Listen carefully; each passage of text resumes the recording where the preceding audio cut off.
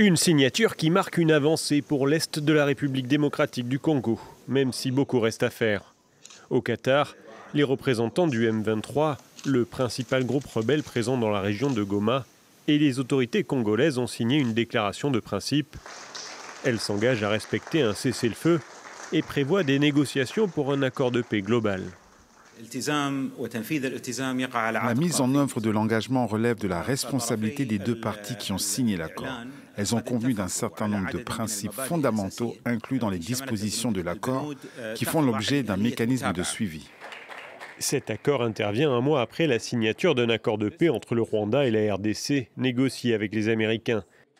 Le M23, officieusement soutenu par Kigali, avait manifesté sa volonté de signer son propre accord.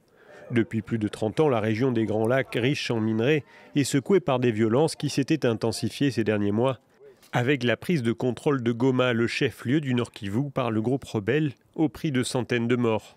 Les habitants de la région semblent ne pas croire pour l'heure à la valeur de ces signatures.